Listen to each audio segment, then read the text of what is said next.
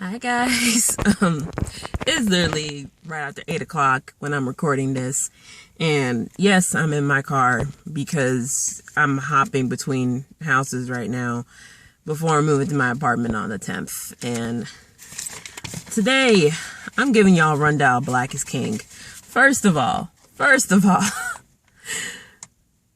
just start from the beginning, okay? We did not know this thing was coming out, okay? From what I know and remember, Chloe and Halle posted a clip that was basically the teaser trailer. But we did not know it was the teaser trailer until, I think, was it Black Parade? Yeah, it was the day before Black Parade dropped. No, it was right after Black Parade dropped. I can't remember what Beyonce had planned, but basically, it was the trailer for Black is King. So we all were hype. We had a month notice in advance so we can go ahead and get that Disney Plus account, get on an extra free trial, because let me tell you, I was one of the people that used up a free trial and got the first month of Disney Plus and then basically let it pass on. I gave up on it after a month and I got the free Disney Plus in my old apartment until now, where I'm basically had to get it again. I had to get another free trial, y'all. So basically, I did not stay up to watch Beyonce. I don't know why you decided to release at midnight West Coast time and not consider the East Coast. I'm like, I am not staying up till 3 a.m. I don't have that willpower anymore. That was when I was a freshman, not a whole senior plus. But yeah, I watched it as soon as I woke up at like 6:30 this morning. I did notes. I finished it around after 8, and my God, I felt so empowered. I felt motivated. I felt proud to be Black. It was just great. First of all, we started bigger, right? Basically the beginning of Simba's story. And we start with a blue man. I think he's the Rafiki of the story, because we keep seeing him throughout the story. We get a young Simba that's basically this little boy. This little boy throughout the story is so adorable. We got, the Black version of Pride Rock, which is so dope. The aesthetics in the beginning where Bigger takes place, the aesthetics of Africa and the people is beautiful. I think that's part of Ghana.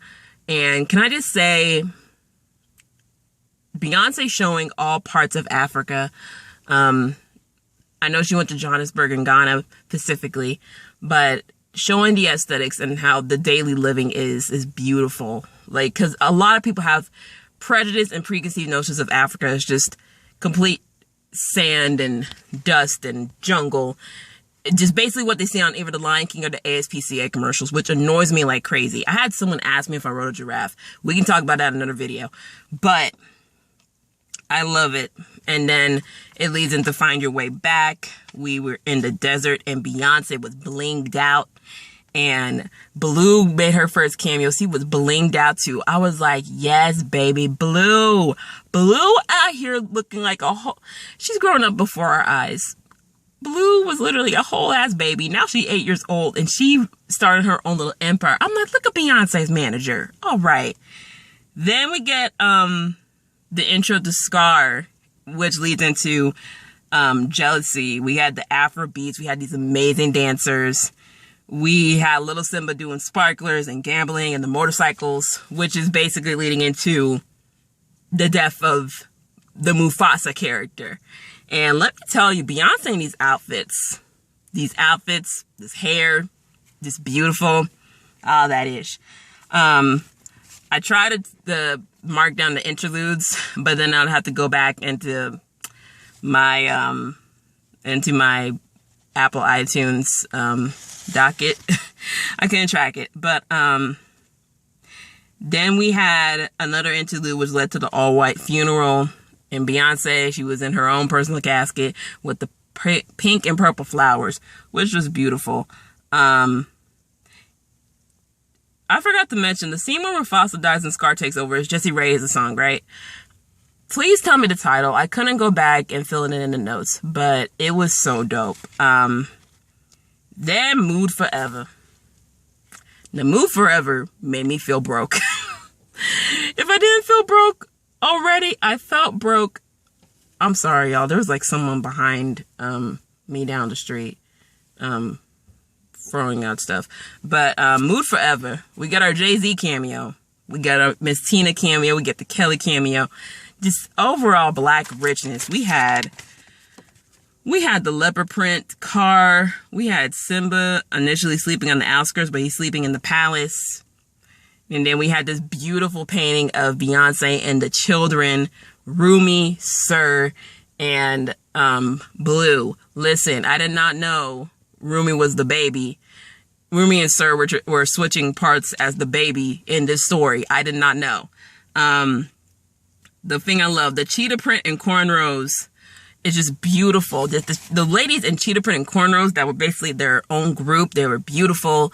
I love the display of African families. It's great. We got to see that, and I love that they showed it. Also, the pool scene. Now, I initially thought it was Jay and Beyonce's house from the little sneak peek we got from GMA. But then I'm like, was this in Johannesburg? Because the way that we do roofing is different from the U.S., so it was like, oh, it might be Johannesburg. But then again, they could have got an interior designer to basically design the house to kind of do it like a little bit of an ode to Africa with the style of the house. So that might be Beyonce's house in LA. We may not know. Y'all gonna probably go try to hunt it down, child. Then we had Watch Out for Hyenas. This is where we get grown Simba. And basically him living his best life, you know, how most guys do in the city. It reminded me of the dudes in Atlanta that get a contract and want to live it up in the city life. Then we transitioned to Already. My favorite one.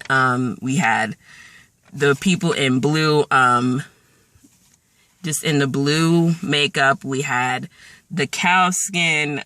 We had the dancers, and just amazing. We had Donald Glover doing a voiceover of his lines in The Lion King. But my God, Beyonce looked gorgeous. Beyonce looked so gorgeous. Then we went into water. Now we had Beyonce in the ocean. I didn't know if it's green screen. It was like the pool. She in the pool at the house, and they just green screened it to the ocean. I'm like, ma'am, we don't need to lose you at sea. What's happening? Then we had her in this pink, beautiful dress, and then the yellow dress, and then we had blue tarp and the red dress. Beautiful. I marked down my favorite outfits. Then we had Pharrell. He was dancing in front of this wall of water jugs. If y'all didn't know what the things behind them were, they were water jugs. Usually they're yellow, but I'm guessing they changed this to blue. I haven't been back there in a while, but it changed the color to blue with the water jugs, aka water. And let me tell you, the end of water, Beyonce had this long ass weave. I said, who drafted this?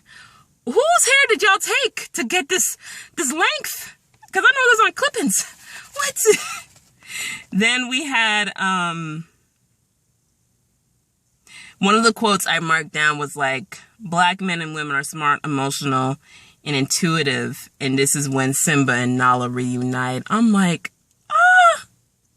beautiful. Then we had Brown Skin Girl. We had Naomi Campbell and Lupita. And let me just tell you, Kelly and Beyonce's little scene together where they're singing to each other. It was so cute, y'all. That's a 30-plus year friendship. That is beautiful. And then Blue did her line, Brown Skin Girl. I'm like, oh, look at you little writer. And we had the Black debutantes and Bose. I have to look back and see what it's called. But those are my favorite scenes too. Like, I'm really low-key jealous because I'm like, I could have been an extra in this. Like, where do I sign up? Parkwood. Where do I sign up to be an extra? Because I want to be in it. Okay, you don't have to pay me. I just want to be in it. Then we had Keys to the Kingdom. Another quote I wrote down is, being a king isn't about taking what's yours. It's about building your community. And that is such a true thing.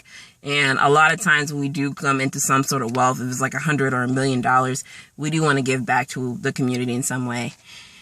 And then during that song, it shows Black life in Africa. And, you know, one of the things I did point out is, you know, the way that they braided hair. And people on Twitter were like, oh, they use fire? I was like, yeah, they use actual fire.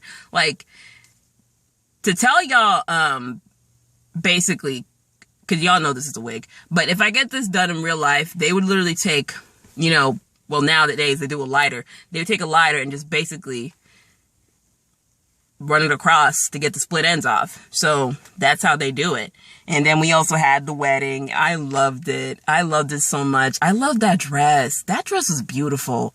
And basically this transitions to Return to the Pride Lands. Now, it leads into the next song. I'm going by how the album order goes because Beyonce released the deluxe version.